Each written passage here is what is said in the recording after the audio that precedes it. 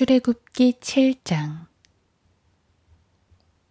주께서 모세에게 말씀하시기를, 보라, 내가 너를 파라오에게 신이 되게 하였으며 내 형 아론은 너의 선지자가 되리라. 내가 네게 명령하는 모든 것을 내가 말하면 내 형 아론이 파라오에게 말할지니, 그리하면 그가 이스라엘 자손들을 그의 땅에서 내보낼 것이니라. 내가 파라오의 마음을 완악하게 하고 나의 표적들과 나의 이적들을 이집트 땅에서 늘려 행하겠으나 파라오가 너희에게 경청하지 아니하리니, 내가 내 손을 이집트에 얹고 큰 심판으로 나의 군대들과 나의 백성 이스라엘 자손들을 이집트 땅에서 데리고 나오리라. 내가 내 손을 이집트 위에 뻗쳐 그들 가운데서 이스라엘 자손들을 데리고 나올 때 이집트인들은 내가 주인 줄 알리라 하시니라. 모세와 아론이 주께서 그들에게 명령하신 대로 행하였으니 그들이 그렇게 행하였더라. 그들이 파라오에게 말할 때에 모세는 80세이고 아론은 83세였더라.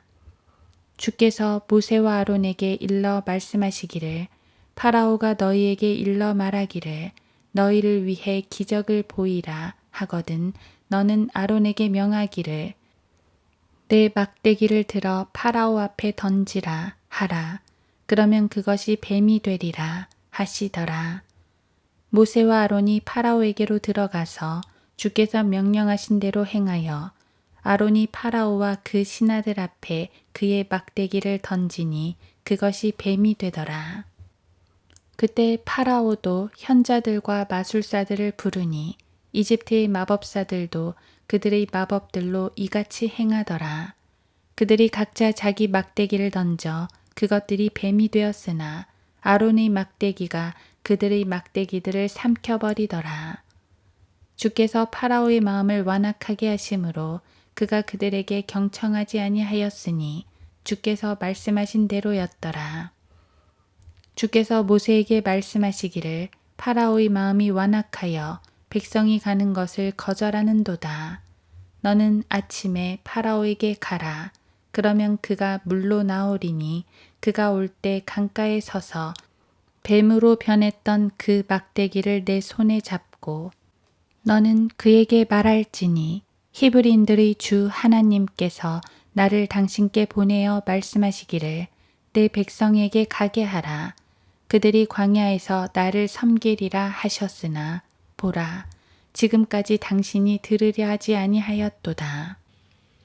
주께서 이같이 말씀하셨으니 내가 이것으로 내가 주인 줄 알리라 하셨도다. 보라, 내가 내 손에 있는 막대기로 강에 있는 물을 치리니 그것이 피로 변할 것이며 그 강에 있는 물고기들이 죽고 그 강에서 악취가 나서 이집트인들이 그 강물 마시기를 싫어하리라 하라 하시니라. 또 주께서 모세에게 말씀하시기를, 아론에게 내 막대기를 들고 이집트의 물들과 시내들과 강들과 못들과 모든 물 웅덩이들 위에 내 손을 뻗쳐 그것들로 피가 되게 하라고 말하라. 그리하면 이집트 땅 전역에 피가 있으리니 나무 그릇과 돌 그릇에도 피가 있으리라 하시니라. 모세와 아론이 주께서 명령하신 대로 그렇게 행하여 아론이 파라오와 그의 신하들의 목전에서 막대기를 들어올려 강에 있는 물을 치니 강에 있는 물이 다 피로 변하더라. 그리고 강에 있는 물고기들이 죽고 강에서 악취가 나니 이집트인들이 그 강물을 마실 수 없게 되니라. 이집트 땅 전역에 피가 있더라.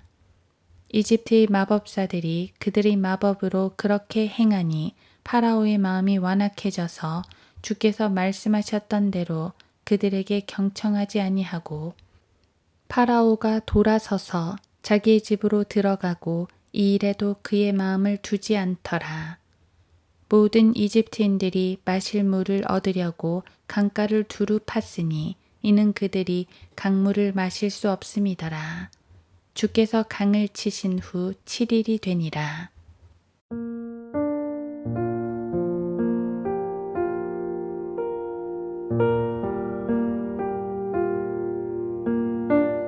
하루 한 장 출애굽기 7장. 모세와 아론이 주께서 명령하신 대로 그렇게 행하여 아론이 파라오와 그의 신하들의 목전에서 막대기를 들어 올려 강에 있는 물을 치니 강에 있는 물이 다 피로 변하더라. 출애굽기 7장 20절. 고대부터 사람들은 자연계에 펼쳐지는 기이한 현상들을 보고 신을 찾곤 했습니다.